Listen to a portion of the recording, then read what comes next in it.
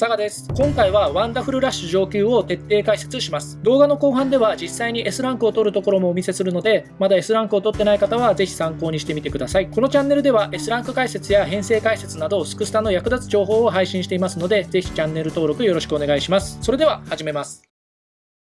まずはライブの特徴から確認しましょう。この楽曲ではアクティブ属性以外のアピールが 20% 減少します。基本アピール減少ではないので、効果解除の個性で無効化することが可能です。アクティブ属性以外のキャラを編成する場合は、効果解除キャラを編成するようにしましょう。もし持っていない場合はゲストから借りれば OK です。次はノーツギミックについて確認していきます。全部で3つあるんですけど、全て編成したキャラによって効果が変わる特殊なギミックになってます。1つ目のギミックは二重ノーツの間、ボルテージタイプのアピールがボルテージタイプの人数 ×5% 増加します。ちょっと分かりづらいんで、ものすごい簡単にまとめると、ボルテージタイプをたくさん編成するとボルテージタイプのアピールが増えるってことですね。曲中に3回も登場するので、合計で60ノーツの間アピールを増加させることが可能です。仮にメイン作戦とサポート作戦の6人をボルテージタイプだけで編成した場合、60ノーツの間 30% もアピールが増加します。なのでボルテージタイプを優先して配置した方がいいんですけど、ただボルテージタイプ以外でも有利なタイプがもう一つあるんですよ。それが次のギミックです。2つ目のギミックは、次に発動する SP 特技の獲得ボルテージが SP タイプの人数 ×10% 増加します。 SP タイプを3人編成すれば 30% 増加、6人なら 60%、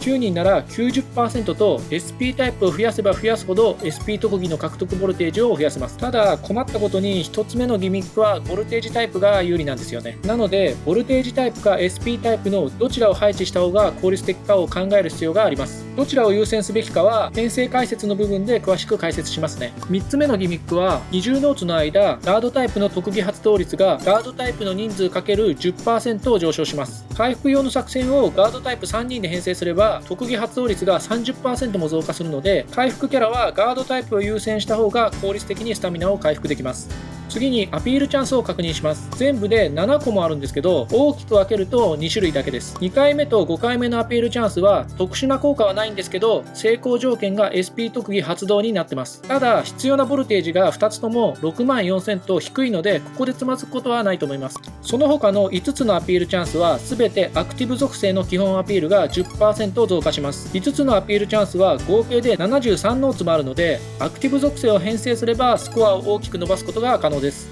一通りのギミック解説が終わったので、ここで全体図を確認します。こちらが解説したギミックを全て1枚の図にまとめたものです。それぞれライブの特徴、ノーツギミック、アピールチャンスになっていて、数字で書かれているのはノーツ数になってます。ギミックの登場箇所をまとめておくと、ボルテージタイプのアピール増加ギミックは3箇所、SP 特技の獲得ボルテージ増加ギミックは2箇所、ガードタイプの特技発動率上昇ギミックも2箇所です。ここで重要なのが特技発動率上昇ギミックの位置ですね。最初に登場するのが開始から60ノーツ目で少し遅いんですよ。理想はスタミナゲージを緑に維持したまま特技発動率上昇ギミックにたどり着くことなんですけど、今回の楽曲の場合はなかなか難しいと思います。そこで今回はいつもと違う方法で攻略していきます。ガードタイプを3人編成すれば特技発動率が 30% も上昇しますよね。しかも20ノーツもあります。つまり効率よく長い時間スタミナ回復できるので、黄色ゲージから緑ゲージに戻すことも可能になってます。なのでスタミナゲージを黄色から緑に戻すことを意識して編成を組んでいきます。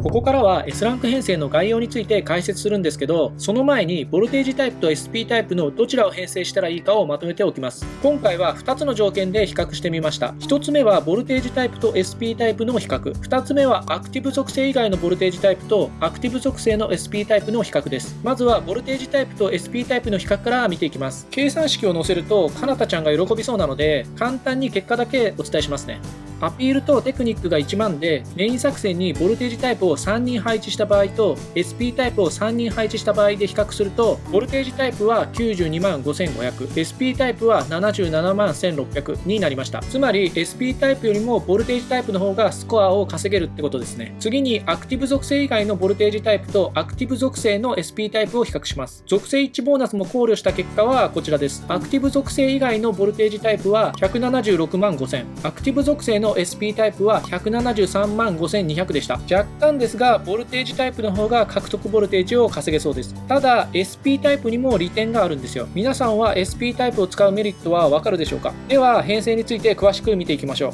赤作戦はボルテージを稼ぐための作戦です。アピールの高いボルテージタイプか SP タイプのキャラを3人編成します。キャラクター配置の優先順位をまとめておくと、アクティブ属性のボルテージタイプ、アクティブ属性の SP タイプ、その他のボルテージタイプの順番です。アクティブ属性の SP タイプの方が優先順位が高いのと思った人もいると思うので、理由を説明しますね。先ほど比較したように、アクティブ属性以外のボルテージタイプの方が獲得ボルテージは少しだけ高いです。ただ、それはスタミナを緑ゲージに維持できる場合の話なんですよ。ギミック解説の部分でスタミナが不足しがちって話をしたんですけど、スタミナゲージが黄色になってしまうと獲得ボルテージが 20% 減少してしまいます。ボルテージタイプを編成した場合は作戦効果によりダメージが 5% 増加してしまうんですけど、 SP タイプならこの作戦効果によるダメージ増加がないんですよ。それに SP ゲージも溜まりやすくなるので、ブレスレットの数も減らすことができます。ブレスレットの必要枚数が減れば空いた枠にダメージ軽減のできるネックレスを装備できるので、スタミナゲージを緑に保つ時間を増やすことが可能です。獲得ボルテージだけを考えるとアクティブ属性以外のボルテージタイプの方が有利なんですけど、総合的に考えるとアクティブ属性の SP タイプの方がスコアを伸ばせると思います。なのでアクティブ属性の SP タイプの優先順位を1つ上に上げました。ただボルテージタイプの方がアピールが高いことが多いと思うので、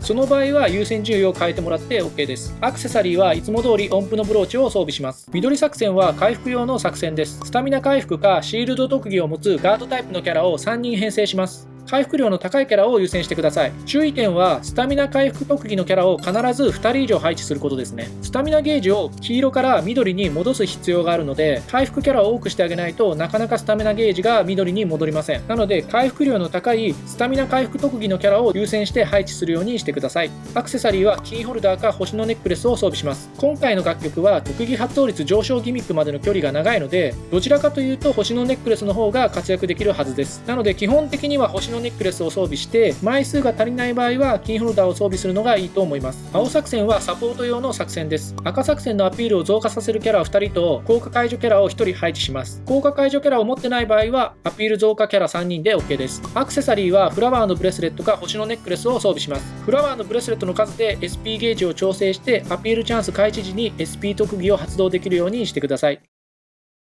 それでは S ランク編成例を見ていきましょう。赤作戦はボルテージタイプ2人と SP タイプ1人を編成しました。先ほどの優先順位を参考に上から1人ずつ選びました。属性一致を意識してアクティブ属性の海ちゃんとオフィーリアを配置してます。もちろん3人アクティブ属性が理想なんですけど、アクティブ属性を3人揃えるのは大変なので、今回はアピールの高いかなたちゃんで代用してます。限界突破は左から1凸1凸無凸、アクセサリーは全て無凸、スキルレベルは811です。概要欄にその他のキャラの限界突破やスキルレベルも載せておくので、そちらも確認してみてください。緑作戦はガードタイプ3人でスタミナ回復2人とシールド特技1人を編成しました。回復量の高いキャラを優先してます。配置するおすすめのキャラはアピールチャンス開始時やアピールチャンス成功時にスタミナを回復できるキャラですね。今回の楽曲は7回もアピールチャンスがあるので、アピールチャンスにスタミナ回復できるキャラは非常に有利です。この3人の中ではヨハネと海ちゃんが個性でアピールチャンスに回復できるキャラですね。この2人は回復量も高いので今回採用してます。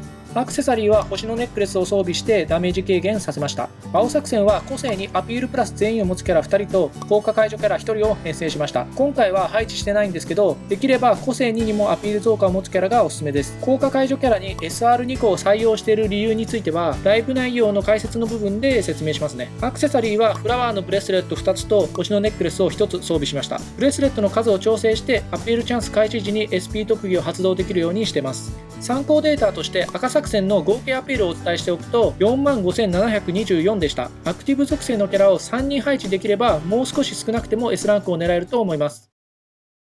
ここからはライブ内容について解説していきます。ゲストは個性1にアピールプラス同作戦、個性2にもアピール増加を持つキャラを選びましょう。もし効果解除キャラを持っていない場合は効果解除キャラを選んでくださいね。曲開始時は赤作戦に切り替えてスタートします。効果解除の発動条件が作戦切り替えの場合は発動するまで作戦切り替えしてください。今回は SP 特技発動が条件の SR2 個を使っているので作戦切り替えはなしで進めます。 SR2 個を使った理由は2つあります。1つ目は作戦切り替えのタイミングがないこと、2つ目はガードタイプであることです。1つ目の作戦切り替えのタイミングについては開始10ノーツでアピールチャンスが来るのでメイン作戦以外を使いづらいんですよね。それにアピールチャンスを成功すると履歴が流れてしまって効果解除したか分かりづらいってのもあります。2つ目のガードタイプであることの方が重要です。ガードタイプを1人多く配置できればそれだけでガードタイプの特技発動率が 10% も上昇します。僕が持ってる UR の効果解除キャラはスキルタイプだけなんですよ。なので今回はガードタイプの SR2 個を優先して配置しました。もちろん UR でガードタイプの効果解除キャラを持っている場合は UR キャラを優先してもらって OK です。最初の作戦切り替えのタイミングは3回目のアピールチャンス開始後です。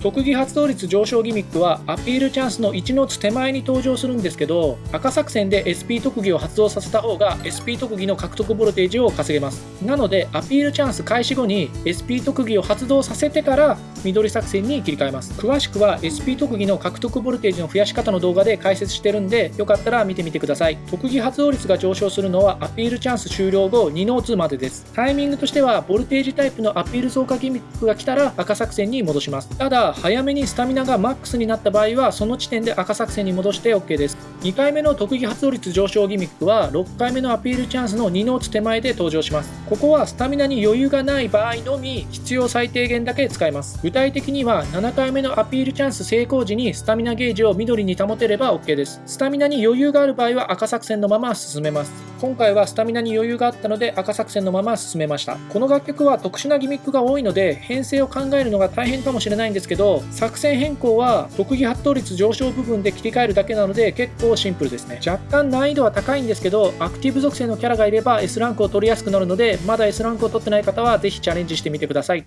ということで、いつもいいねやコメント本当にありがとうございます。これを見てる方でもしまだチャンネル登録してない方がいればチャンネル登録もよろしくお願いします。これからも役立つ情報を配信していきます。あと動画を閉じる前にいいねしていただけると動画作成のモチベーションになるのでぜひよろしくお願いします。それでは今回の動画はここまで。ご視聴ありがとうございました。